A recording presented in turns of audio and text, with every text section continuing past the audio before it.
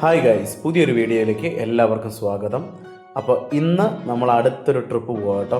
അപ്പോൾ ക്യാബിനിൽ അനന്തുണ്ട്, റിയാസ്കയുണ്ട്, പിന്നെ ഞാനും ഉണ്ട്. അപ്പം ഞങ്ങൾ മൂന്നുപേരുമാണ് ഇന്ന് പോകുന്നത് കണ്ണൂരിലോട്ടാണേ. അപ്പോൾ കൊട്ടിയം പോളിടെക്നിക് കോളേജിൽ നിന്ന് കുറച്ച് പിള്ളേരെയും കൊണ്ട് നമ്മൾ കലോത്സവം കൂടാൻ വേണ്ടിയിട്ടാണ് കേട്ടോ പോകുന്നത്.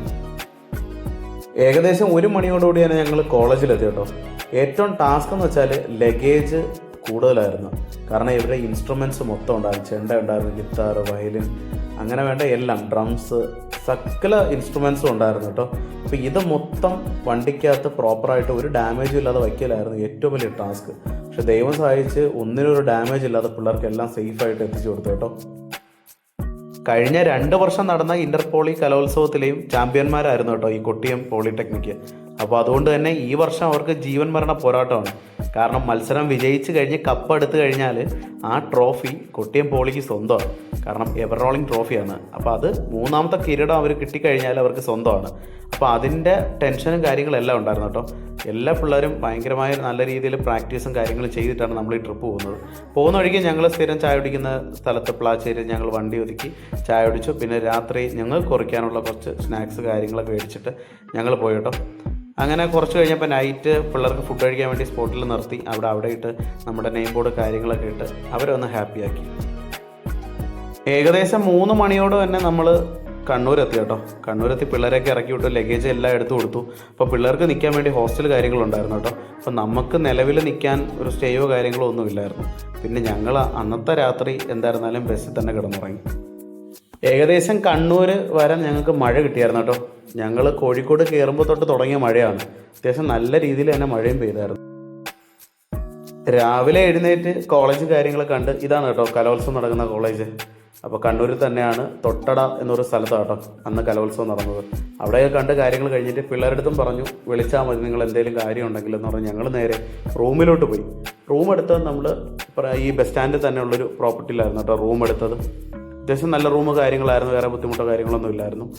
അത് കഴിഞ്ഞ് ഫ്രഷായി കാര്യങ്ങൾ കഴിഞ്ഞപ്പോഴാണ് പിള്ളേർ വിളിക്കുന്നത് അവർക്ക് വണ്ടിയിൽ നിന്നൊരു സാധനം എടുക്കണമെന്ന്. പിന്നെ ഞങ്ങൾ നേരെ ഒന്നും നോക്കിയില്ല, നേരെ അവിടെ നിന്നൊരു പ്രൈവറ്റ് ബസ് പിടിച്ച് ഞങ്ങൾ കോളേജിലോട്ട് പോകട്ടോ. ആരുമില്ലായിരുന്നു. സത്യം പറഞ്ഞാൽ ഞങ്ങൾക്ക് വേണ്ടി ഓടിയൊരു ബസ് പോലെ ഞങ്ങൾക്ക് തോന്നിയത്. കാരണം ഞങ്ങൾ 3 പേര് മാത്രമേ ആ ബസ്സിൻ്റെ അകത്ത് ഉണ്ടായിരുന്നുള്ളൂ. പിന്നെ ഡ്രൈവറും കിളിയും. അപ്പോൾ അവരോട് ചോദിച്ചപ്പോൾ പറഞ്ഞാൽ ഈ പ്രിയദർശിനി പദ്ധതി വന്നതിന് ശേഷം തിരക്ക് അധികം നല്ല രീതിയിൽ കുറഞ്ഞു എന്നാണ് അവർ പറഞ്ഞത്. നേരെ ഞങ്ങൾ ആ വണ്ടിയുടെ അടുത്തെത്തി, വണ്ടി കാര്യങ്ങൾ നോക്കി പിള്ളേരെയും വിളിച്ചു, പിള്ളേർക്ക് വേണ്ട സാധനം എടുത്തു കൊടുത്തു കേട്ടോ.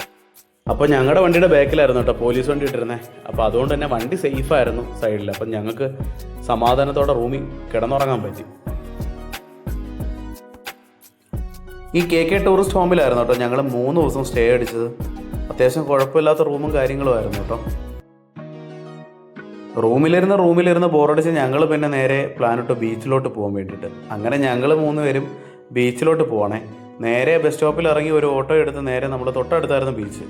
ഏകദേശം ഓട്ടോയ്ക്ക് 100 രൂപയും കൊടുത്ത് ഞങ്ങൾ നേരെ ബീച്ചിലെത്തി. മഴ പെയ്തതുകൊണ്ട് തന്നെ കാറ്റിനൊക്കെ നല്ല തണുപ്പായിരുന്നു കേട്ടോ. കുറേ നേരം ഞങ്ങൾ അവിടെ തന്നെ ആയിരുന്നു. പ്രത്യേകിച്ച് തിരക്കോ കാര്യങ്ങളോ ഒന്നും അവിടെ ഇല്ലായിരുന്നു. കടൽ കണ്ടിരിക്കുമ്പോൾ സമയം പോകുന്നത് അറിയത്തില്ല എന്ന് പറയുന്നത് സത്യമായിരുന്നു. കാരണം ഞങ്ങൾ അവിടെ ഇരുന്നിട്ട് ഏകദേശം 3-4 മണിക്കൂർ കഴിഞ്ഞു കേട്ടോ. പിന്നെ നേരെ ഞങ്ങളൊന്നും നോക്കിയില്ല, നേരെ അടുത്ത ഓട്ടോ എടുത്തു, നേരെ റൂമിലോട്ട് പോയി. രാത്രി കിടന്നുറങ്ങിയിട്ട് ഞങ്ങൾ എഴുന്നേക്കുന്ന പിറ്റേന്ന് 11-12 മണിക്കാണ് കേട്ടോ. അതും കഴിഞ്ഞ് ഞങ്ങൾ നേരെ ഫുഡ് കഴിക്കാൻ പോകുന്ന നിങ്ങളീ കാണുന്നത്. ഫ്രഷായി ഞങ്ങൾ നേരെ നല്ലൊരു ഫുഡ് കഴിക്കാൻ പോയതാണ്. തലേ ദിവസങ്ങളിലൊക്കെ ബിരിയാണി കഴിച്ച് ഞങ്ങൾ ആകെ ബുദ്ധിമുട്ടിയായിരുന്നേ. അതുകൊണ്ടൊരു ഊണ് ട്രൈ ചെയ്യാൻ വേണ്ടി പോയതാണ്. നോർമൽ ഒരു ഊണ്, സാധാരണ ഒരു ഊണായിരുന്നു കേട്ടോ. അധികം കറിയോ കാര്യങ്ങളൊന്നുമില്ല. പിന്നെ വലിയ രസവും ഇല്ലായിരുന്നു കേട്ടോ കഴിക്കാനും. ആ ഫിഷ് ഫ്രൈ കാര്യങ്ങളൊക്കെ മേടിച്ചുള്ളതുകൊണ്ട് തന്നെ ആ ചോറ് ഞങ്ങൾ കഴിച്ചു തീർത്തു. ബാക്കി കറികളൊന്നും അത്ര വലിയ ഇതൊന്നും ഇല്ലായിരുന്നു. സത്യം പറഞ്ഞാൽ ഒരു ആവറേജ് മീൽസ് അത്രേ ഉള്ളൂ. കൂടുതൽ ഫുഡിനെ പറ്റി പറയാനൊന്നുമില്ല.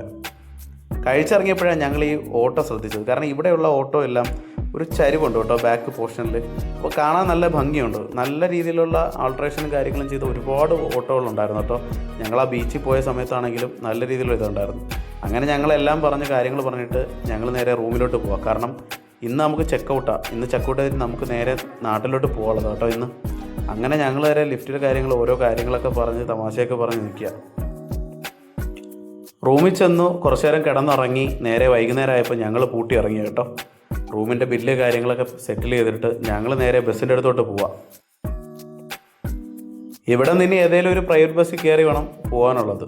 അങ്ങനെ നേരെ ബസ് സ്റ്റോപ്പിൽ ചെന്നപ്പോൾ തന്നെ ബസ് നമ്മുടെ കോളേജിൻ്റെ ഫ്രണ്ടിൽ പോകുന്ന തന്നെ ഒരു ബസ് ഉണ്ടായിരുന്നു കേട്ടോ. നേരെ അതിൽ കയറി ഞങ്ങൾ 3 പേരും ഇരുന്നു. ആ സമയത്തും തിരക്ക് അധികം ഇല്ലായിരുന്നു കേട്ടോ. ഈ പ്രിയദർശിനി പദ്ധതി വന്നതിന് ശേഷം ഈ പ്രൈവറ്റ് ബസ്സുകാർ ഒരുപാട് പ്രശ്നങ്ങൾ അനുഭവിക്കുന്നുണ്ട് എന്നാണ് ഒരുപാട് റീൽസും കാര്യങ്ങളിലൊക്കെ വരുന്നുണ്ട്. ആൾക്കാർ അധികം ഇല്ല, എല്ലാ യാത്രക്കാരും പ്രിയദർശിനി ബസ് കാത്ത് നിൽക്കുന്നൊരു സിറ്റുവേഷനാണ്. ഞങ്ങൾ ആ കയറിയ ബസ്സിൻ്റെ അകത്തും ആളൊന്നും ഇല്ലായിരുന്നു. അങ്ങനെ സ്റ്റോപ്പിലിറങ്ങി നേരെ ഞങ്ങൾ ബസ്സിൻ്റെ അടുത്തോട്ട് പോകട്ടോ. അപ്പോൾ ഈ കാണുന്നതാണ് നമ്മുടെ IT, കണ്ണൂർ IT കേട്ടോ. ഇത് ആ പോളിയുടെ തൊട്ടടുത്ത് തന്നെ ഗവൺമെൻറ് IT ഉണ്ട്. അങ്ങനെ ഈ വർഷവും കൊട്ടിയം പോളി കപ്പടിച്ചു കേട്ടോ. അപ്പോൾ അതിൻ്റെ ആഘോഷങ്ങൾ മൊത്തം അകത്ത് നടക്കുകയാണ്. ഞങ്ങൾ അകത്ത് നിന്നപ്പോൾ കാണുന്ന പിള്ളേർ കിരീടം പൊക്കി വെച്ചുകൊണ്ടിരിക്കുന്ന കാഴ്ച കേട്ടോ. ഞങ്ങൾക്ക് ഒരുപാട് സന്തോഷമായി. കാരണം അവരുടെ അധ്വാനത്തിൻ്റെ ഫലമാണ് ആ കിരീടം. അവരുടെ സ്റ്റാർമാർ, അവരുടെ പൂർവ്വ വിദ്യാർത്ഥികൾ എല്ലാവരുടെയും കഷ്ടപ്പാടാണ് കേട്ടോ ആ കിരീടം ഈ വർഷം അവർ കൊണ്ടുപോകുന്നത്.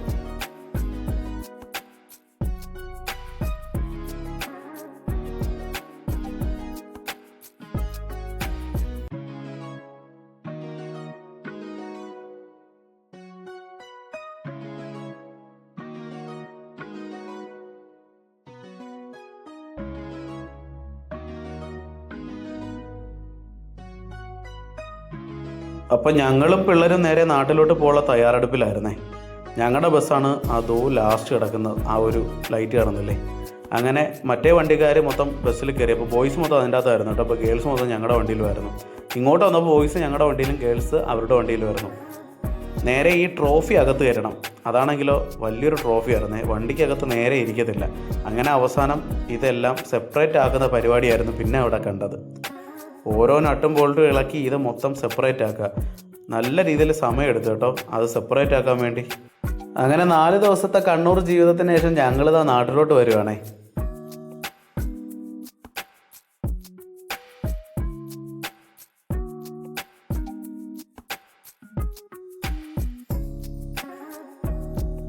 അപ്പോൾ മാഹിയിൽ നിന്ന് ഫുൾ ടാങ്ക് ഡീസലാക്കിയിട്ട് വരാനുള്ള പ്ലാനായിരുന്നു ഞങ്ങൾക്ക് 2 വണ്ടിക്കും. നേരെ ഞങ്ങൾ മാഹി എത്തി. മാഹിയിൽ ഇന്ത്യൻ ഓയിലിൻ്റെ പമ്പിൽ കയറി കേട്ടോ. പമ്പിൽ കയറി അവിടെ നിന്ന് ഞങ്ങൾ ഫുൾ ടാങ്ക് ആക്കി. 2 വണ്ടിയും ഫുൾ ടാങ്ക് ആക്കിയിട്ടാണ് അവിടെ നിന്ന് പിന്നെ എടുക്കുന്നത്. വരുന്ന വഴിക്ക് നല്ല രീതിയിലുള്ള മഴ കിട്ടി കേട്ടോ. കുറ്റിപ്പുറം ഭാഗത്തെത്തിയപ്പോൾ ഞങ്ങൾ ചായ കുടിക്കാൻ നിർത്തി. ആ ടൈമിൽ തന്നെയായിരുന്നു നല്ല കിടിലൻ മഴയും.